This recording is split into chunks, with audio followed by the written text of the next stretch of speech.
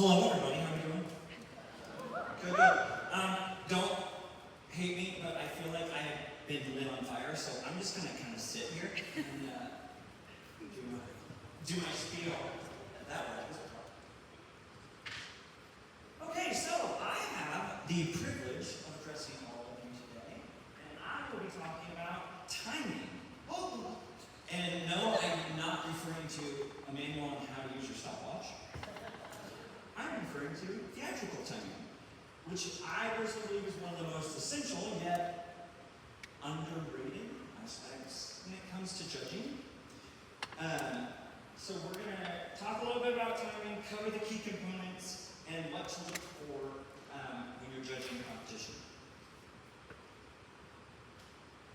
Okay, so what is timing? According to the beautiful NSAA Judges Manual, timing is defined as to move and say lines at the most effective moment. So, to build on that, it is the precise management of moments and rhythm of a performance. Knowing when to pause, knowing when to react, knowing when to deliver lines, and how to manipulate the flow of emotion, building of tension, comedic delivery, all of that is encompassed within timing.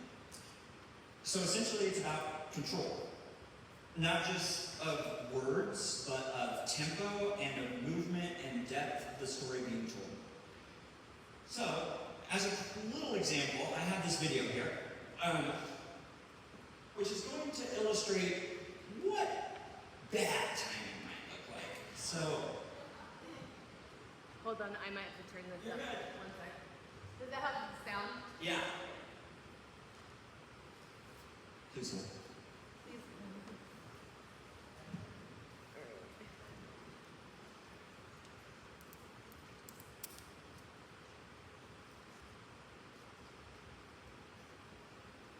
I don't know. What's happening? Sorry. Technical issues. If we can't get it, I can I'm mouth muted. over it too. That's why. Somebody muted me. Oh, that was me! Your music was When you asked me to shut the music off this morning, I didn't know how to, I was just like, eh. The audacity. Oh, it's still playing! Oh, See, I my told you. goodness. I'm a mess. Alright, here we go. I think it'll work this time. I hear you whispering. Planning on stealing something? No, ma'am, I'm not. Plan on murdering me in my sleep? What? No. God! And that is cringe. It's just so cringe. Okay, so, what aspects of this video have poor timing? Anybody? Mark Wahlberg, yes. We're going to go over it, but the speed at which he is delivering those lines, what? No! Makes his tone come off sarcastic. He is not engaged in the moment at hand. This is supposed to be a really dramatic scene, and the speed at which he is delivering those lines makes it come off as completely disconnected to what's actually happening, and sarcastic, comedic, and what's supposed to be a very dramatic scene. Any other comments? Okay. Oh no! Go away.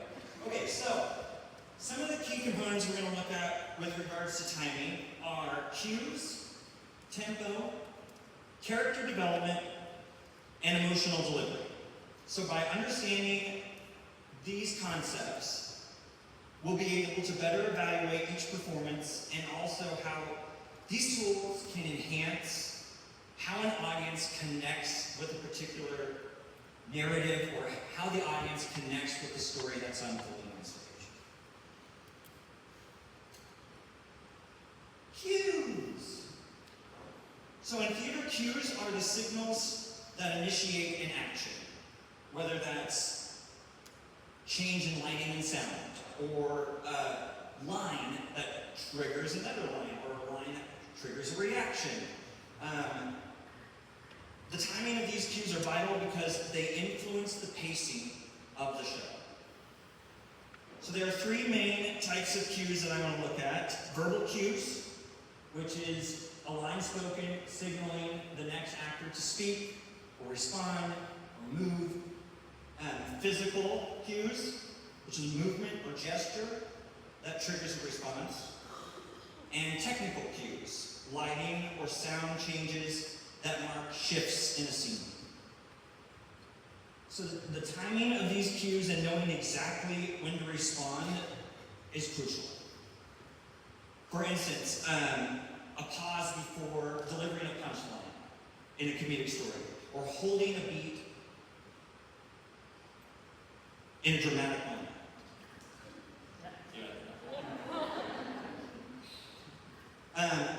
Those things can enhance the emotional impact of those scenes. So, for example, there's my Romeo and my Juliet. So, good example of timing, look at Juliet's soliloquy right before she kills herself. Just before she decides to drink the potion, that pause before she makes the decision, it has the audience on the edge of their feet, or the edge of their seats. It has them holding their breath. Like, is she going to do it? You know? Those moments enhance the overall effectiveness, the overall tone of the show. And that is all in the timing. Tempo! Moving on to tempo. Tempo refers to the speed at which a play or a scene unfolds. So it controls overall rhythm of a performance and is key into shaping the audience's emotional journey. Different moments throughout a play require different tempos. You should never see a show from start to finish where it's just all the way across. You have to have the rise and fall. You have to have those builds and those releases of tension. Two main types of tempo that can influence a performance: a slow tempo, which is often used for emotional depth or introspection.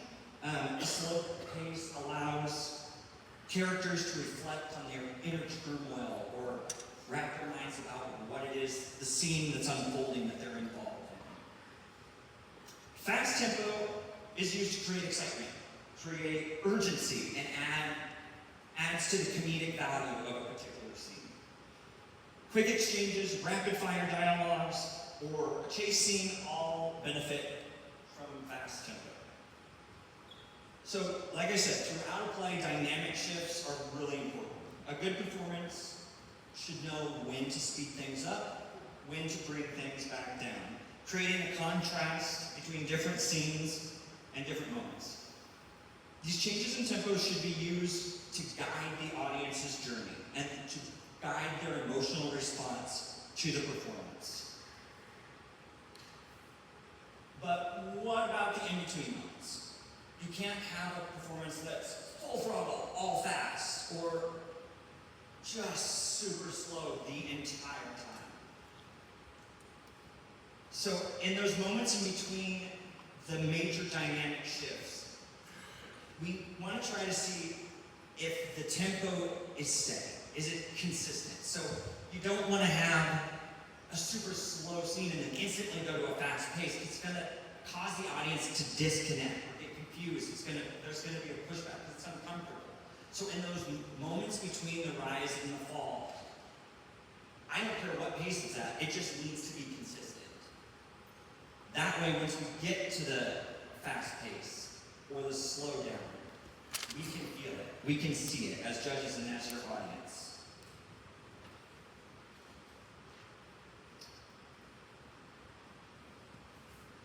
Character development. So, when I got asked to do timing, the first thing that I kept going over in my head was, characters. Characters are crucial when it comes to timing. Which, when you look at timing, you wouldn't necessarily outright think, what does character development have to do with timing? Timing shapes a character. The development of a character on stage is often dictated by how well an actor understands timing. The way a character reacts to an event, the pauses they take, and how they interact with each other all comes down to the timing of that moment. As we follow characters, their journeys should consist of fast and slow moments that allow their stories to unfold and provide the audience with a sense of truth to each one. Main timing aspects to look at with regards to character development are moments of change and interpersonal timing. Moments of change are the key moments where a character experiences an emotional shift. These moments require a precise understanding of timing, and you can't rush them. If you rush them, it doesn't feel real. So those performers have to know that timing. A character's inner transformation, like realizing their moral failure or expecting heartbreak, those require careful pacing. Interpersonal timing is about how a character relates to the other characters on the stage. The way that they listen to other characters is just as important as how they physically or verbally respond to that character. This spacing between dialogue shows the performers how to react in certain ways. It informs the audience of a character's emotional arc and can reveal their internal perception or struggle of that particular scene that's unfolding. So, example. Let's look at Hamlet. In the moment before the murder of Claudius, Hamlet's hesitation speaks volumes about his inner conflict and moral indecision. So the pace of his soliloquy, to be or not to be, is a prime example of how timing reveals a character's struggle. Does that make sense? I'm known for a lot of big words now. So, are we all good? Okay, awesome. So when it comes to timing and an actor's character development, this is a process that, pun intended, takes time. For a performer to learn and to truly understand fully, it takes time. This is not a skill set like being really good at character voices or being really good at facials. You know, some performers, they've got that from day one. Others, they have to learn. This isn't the case with timing. When it comes to character development and timing, it is going to change for every play. You're not going to learn it as a freshman and be like, oh, I know exactly how this is going to go your sophomore year. It's a totally different play. It's a totally different character. You have to relearn everything all over again. So, towards the beginning of the season, when you're critiquing, when you're providing feedback on the ballot, keep that in mind, that it takes time for these students to learn the precise timing of their character development.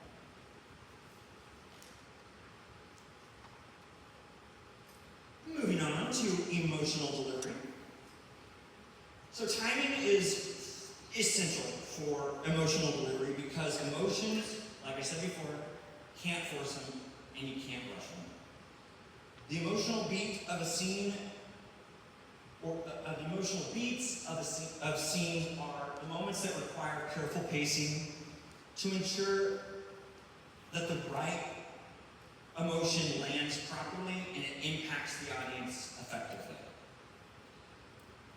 Building tension most often happens gradually and releases in moments where it is most effective, or when there is an emotional payoff.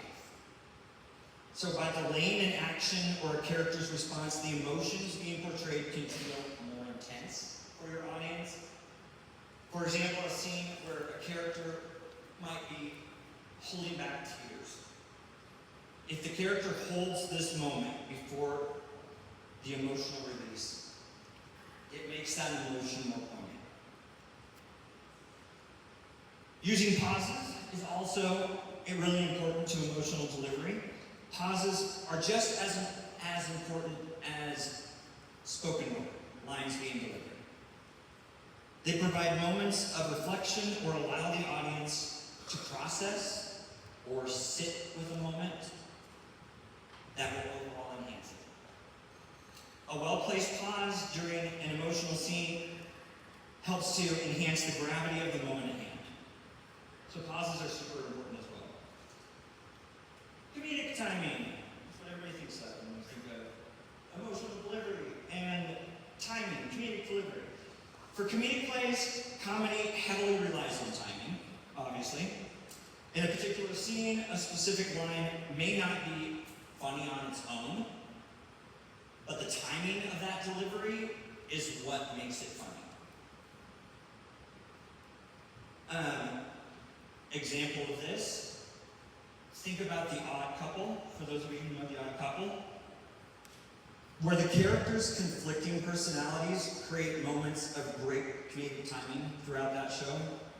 The delay before a punchline, or those awkward spaces in between the non-verbal exchanges, just adds to the tension, it adds to the tone of the show, and it adds to the comedic value of that scene as well. Because when you're feeling tense, you want to laugh, like, oh, this is funny, you know, it breaks the tension. So those pauses, those non-verbal expressions really help with that. Now let's throw it all together. So theatrical timing is not just about how fast or how slow something happens, it's about coordination. It's about the interplay between cues, tempo, character development, and emotional delivery. And that helps to transform an ordinary performance into something extraordinary. When a performer syncs their character's emotional journey with the correct tempo, and they wait for the right cue to deliver a line or make that stage motion, the audience will have a more complete experience. So, like I said in the beginning, from a judge's perspective, I think it's very easy to overlook timing. Because when we're watching a show, especially something that has sucked us in, we're looking at the voice, we're looking at characterization, we're looking at the overall effectiveness, we're looking at the acting as a whole. But timing is one of the few up there that influences every single one of those criteria. So it is really important to provide feedback on timing. Let's see what else was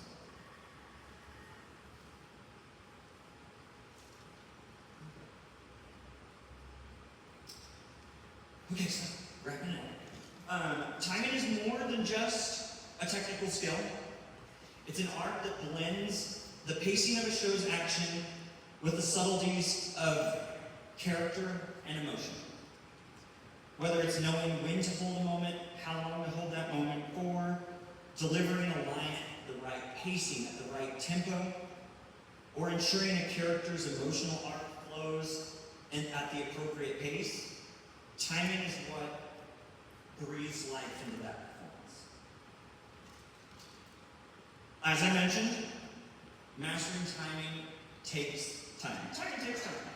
It requires awareness, practice, and a deep understanding not only of the script, but that person's character.